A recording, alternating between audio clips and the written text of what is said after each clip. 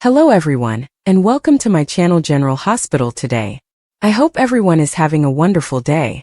Before we begin, please hit the subscribe button and give this video a thumbs up. The gentle hum of the hospital's climate control system was the only constant sound, a low mechanical breath that underscored the profound silence of the private room. Drew Kane stood by the window, the blinds tilted just enough to offer a sliver of a view of the Port Charles skyline, bathed in the soft, ambiguous glow that separated dusk from night. Behind him in the bed lay his brother Jason Morgan. Not the Jason the world knew, the formidable stoic enforcer, a man of few words and decisive action, but a man stripped back to his core, grappling with the ghost of a life he could not remember. The physical wounds from the recent, violent encounter were healing, knitting together with the stubborn resilience Jason's body had always possessed. But the wound to his mind, the vast empty landscape where his past should have been, remained raw and gaping. "The doctor says you could be discharged in a couple of days," Drew said, his voice carefully neutral, a tone he'd perfected in his own years of navigating trauma and stolen identity. He turned from the window, his gaze taking in his brother's profile. Jason was staring at his own hands, as if trying to read the stories etched into his knuckles and calluses. "Elizabeth mentioned her place has a guest room. You're welcome to stay as long as you need." Jason didn't look up.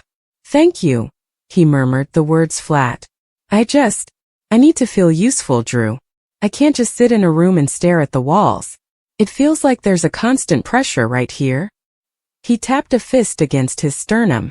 "A sense of urgency, but I don't know what for. Like I'm late for something incredibly important." Drew felt a familiar pang of sympathy, mixed with a brotherly protectiveness he was still learning to navigate. He knew that feeling all too well, the ghost of a purpose, the echo of a responsibility that no longer had a name. He had lived it himself for years, believing he was Jason Morgan. Now the roles were reversed yet inextricably linked. "The urgency will find its target, Jason. Or you'll find it. For now the only job is to heal," Drew said, moving to the foot of the bed. "Your body, your mind. Everything else can wait." A soft knock at the door interrupted them. Before either could answer, it pushed open, and Alexis Davis stepped inside. She carried a leather-bound legal portfolio, her expression a professional mask that couldn't completely conceal the concern in her eyes. As Jason's attorney, she had been a constant, steadying presence through the legal morass that followed his return. But Drew had also come to think of her as a friend, a confidant in the complex web of their lives. "Am I interrupting?" she asked, her gaze flickering from Jason to Drew. "No, not at all," Jason said, a flicker of something, gratitude perhaps, crossing his features. "Any news?" "Some. Mostly procedural. The DA is still posturing, but without any concrete evidence tying you to the incident at the docks. Their case is built on sand and your reputation. It won't hold." She offered a small, reassuring smile. "I brought the updated files on the Corinthos holdings. I thought it might help, seeing the structure of the business, the assets you were tasked with protecting. Sometimes familiar frameworks can trigger something." Drew watched as Alexis laid the portfolio on the bedside table. It was a thoughtful gesture, but he saw the way Jason's jaw tightened slightly at the mention of the Corinthos organization. It was another ghost, another set of expectations from a life he didn't recall. "I'll leave you to it," Drew said, clapping a hand on Jason's shoulder. "I'm going to grab a coffee from the cart downstairs. Can I bring you anything, Alexis?" "Jason." Both declined, and Drew gave a brief nod before slipping out into the hallway. The door clicked shut behind him, and he stood for a moment in the sterile, quiet corridor, the weight of his brother's struggle sitting heavily on him. He began walking toward the bank of elevators, his mind a whirl of fragmented thoughts, worries about Jason's future, the ever-present threat from their enemies, the delicate balance of his own life with Scout and Sam. He was halfway to the elevators when he realized he'd left his wallet on the chair next to Jason's bed. With a quiet sigh of annoyance at his own forgetfulness, he turned and retraced his steps. He approached the door, his hand rising to push it open, when the tone of the voices from inside made him freeze. It was Alexis's voice, but the professional, measured cadence was gone. It was replaced by something raw, strained, and thick with an emotion he couldn't immediately place. Fear. It was fear. Can't keep doing this, Jason. Every time I walk in here, I feel like I'm going to suffocate. Drew's brow furrowed. He took an involuntary step back, pressing himself against the cool, painted cinderblock wall beside the door, which was slightly ajar. He hadn't meant to eavesdrop, but the sheer unvarnished distress in her voice was a lure, a warning signal he couldn't ignore. Jason's response was low, weary. Doing what, Alexis? You're my lawyer. You're helping me. Helping you. A bitter, choked laugh. That's a rich way to put it. I'm lying to you. Every single day I sit across from you, and I look into your eyes, his eyes, and I perpetuate the most profound lie of my life. A cold trickle like the first drop of ice water traced a path down Drew's spine. His eyes. The phrasing was odd, unsettling. He held his breath, his entire body tensing, becoming a receptor for every sound, every nuance of the conversation within. What are you talking about? Jason's confusion was palpable, even through the door. What lie? There was a long pause, filled only by the sound of Alexis drawing a shaky breath. Drew could picture her perhaps pacing, perhaps gripping the back of the chair for support, her knuckles white. You asked me about the urgency you feel, she began, her voice dropping to a near whisper that Drew had to strain to hear. The pressure. You think it's about Sonny's business? About being an enforcer? It's not. Something else entirely. It's the most important thing in the world. Then tell me. Jason's voice was firmer now, a command from the man he used to be, breaking through the fog of the man he was. I can't. Don't you see? The danger, it's not just about the PCPD or some rival gang. It's about her. If this gets out, if the wrong people connect the dots, her life is over. It's a death sentence, Jason. One I've spent the last decade trying to commute. Her. The pronoun hung in the air, charged and potent. Drew's mind raced, flipping through a mental catalog of the women in Jason's orbit. Sam? Elizabeth? Carly. But none of them fit the context of a secret a decade old. A secret so dangerous it was a death sentence. Whose life? Jason pressed, his frustration evident. Alexis, you have to give me more than this. You can't drop a bomb like that and just walk away. Another pause, then the sound of movement, as if she had stepped closer to the bed. Her voice, when it came, was so low and desperate it was almost a sob. I swore I would never tell you. I swore it on my life and on hers. I thought it was the right thing, the only way to protect everyone. But seeing you like this, a blank slate, the guilt is eating me alive. You have a daughter, Jason.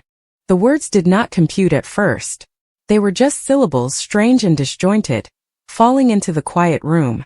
Then they assembled themselves in Drew's mind with the force of a physical blow. You have a daughter. The air left his lungs in a silent rush. He felt the wall against his back as the only solid thing in a universe that had just tilted on its axis. Jason. A father. It was impossible. Jason's life had been an open book in its own closed-off way. His relationships, his commitments, everything had been with Sam, with Elizabeth. A child from one of them would have been known, would have been a part of his life. But Alexis had said a decade. A child who would be a teenager now. What? Jason's voice was a hollow echo of Drew's own shock. It was a sound of pure, unadulterated disbelief. That can't be true. I don't have a child. You do, Alexis insisted, her voice gaining a sliver of strength, as if the confession, once begun, had to be seen through to its end. She was born in secret. She was given up for adoption to protect her. To protect you. To protect me. The final piece of the puzzle, the one Drew's reeling mind had been scrambling for, clicked into place with a deafening finality. To protect me. His eyes. His eyes. Alexis had said she was looking into his eyes. It wasn't a slip of the tongue. It was the key. The world seemed to slow, the hum of the hospital fading into a distant drone. Drew's own memories, the fractured pieces of his past, swirled and coalesced around a single terrifying point of clarity. The timeline. The circumstances. The sheer, desperate lengths to which Alexis would go to protect someone she loved. The daughter wasn't just Jason's. She was Alexis's too. The secret wasn't that Jason had a child. The secret was that he and Alexis had a child together. The revelation struck Drew with the force of a sledgehammer, so profound and disorienting that for a moment, he felt physically dizzy. He pressed his palm flat against the cold wall to steady himself. Jason and Alexis. It was a combination he had never, not in 1,000 years, considered. Their worlds were parallel lines, the straight-edged, morally complicated attorney, and the hardened, pragmatic enforcer. They were friends, confidants in a way, but this? An intimate relationship that had produced a child? It was a secret buried so deep it had become geological, a part of the very bedrock of their lives. Inside the room, the silence was absolute. Drew could only imagine the storm of confusion and disbelief on Jason's face, the torrent of emotions warring with the emptiness of his amnesia. You and me, Jason finally breathed, the words laced with a dawning, horrifying comprehension. We. It was a long time ago, Alexis whispered, the words rushing out now. A floodgate opened. It was a moment of weakness? Connection? I don't even know what to call it anymore. It was after your accident, the first one. You were different then, too. Vulnerable. I was going through my own hell. It happened once. Just once. And then I found out I was pregnant. The story began to unfold, spilling from her in a hushed, frantic torrent, and Drew, frozen in the hallway, became its unwilling, shocked audience. She spoke of her terror. She was a Davis, a pillar of the community, a mother already to Christina. He was a Quartermain turned enforcer, his life a constant target. The idea of them having a child together was unthinkable. It would have been a scandal, a weapon for their enemies, a source of unimaginable danger for the baby. I made the decision alone, she said, and the old pain was fresh in her voice. I told you I was leaving town for a case. I went to a private clinic out of state. I had her. I held her for just a few minutes. She had your eyes, Jason. That's the first thing I noticed. This tiny, perfect little thing with these intense blue eyes that were yours, staring up at me. A sob caught in her throat, and Drew heard Jason's low, murmured response, too quiet to make out, but the tone was one of stunned empathy. I signed the papers, Alexis continued, her voice breaking. It was a closed adoption. No names, no records. I came back to Port Charles and I buried it. I buried her. I never told a soul. Not you, not anyone. I convinced myself it was the only way. That she would have a normal life, a safe life, far away from the curses of our families and our choices. But you know who she is, Jason stated, the amnesiac cutting through the emotional haze with a survivor's instinct. You know where she is. The silence that followed was heavier than any that had come before. It was a confession in itself. Alexis. Jason's voice was harder now, a sliver of the formidable man re-emerging. Do you know? A long shuddering sigh. A few years ago, I started looking. I couldn't help myself. The guilt, the curiosity, the love. It was a black hole inside me. I used my contacts, called in favors. I found the agency. The records were sealed, but I found a way. I know her name. I know where she lives. I've seen her, Jason. From a distance. Just to know she's okay. Drew's mind was a maelstrom. A child.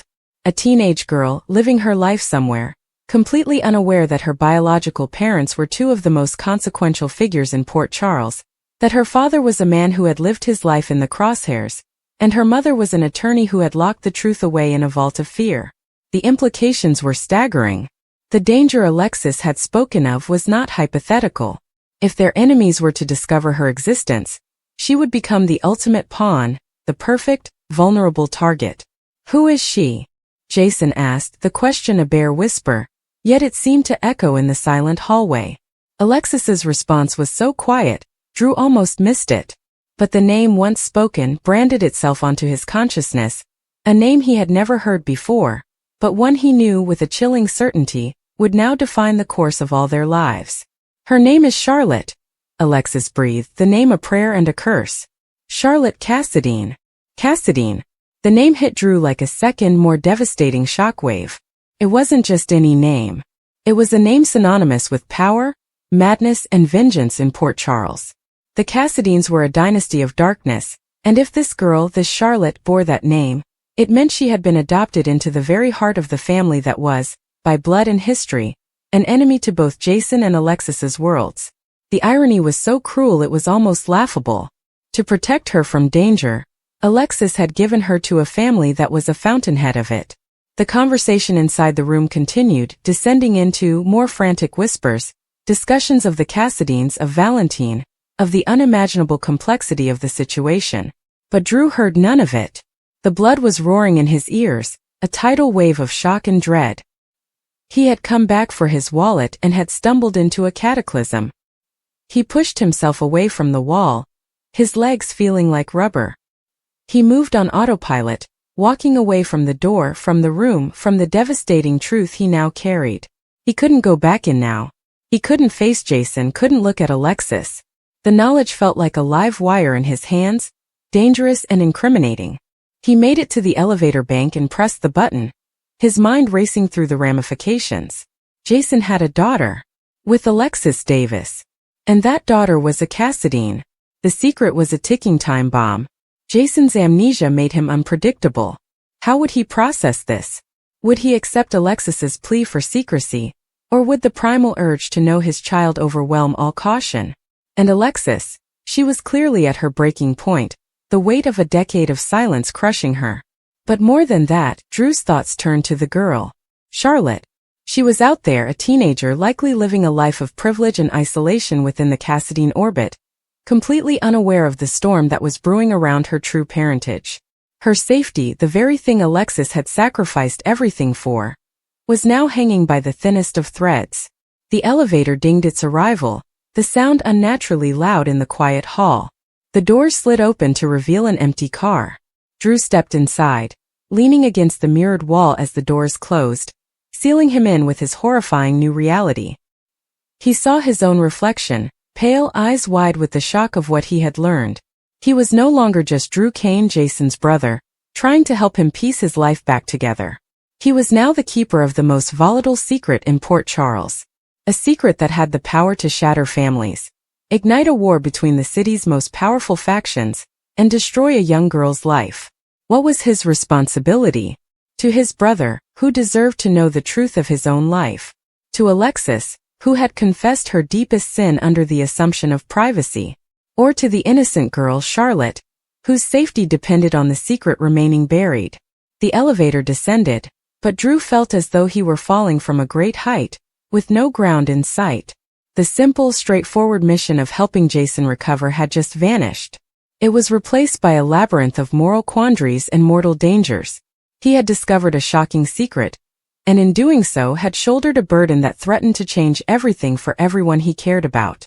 The quiet hum of the hospital was gone, replaced by the deafening echo of a name he would never forget, Charlotte. And the chilling knowledge that in Port Charles no secret, no matter how deeply buried, ever stayed dead for long.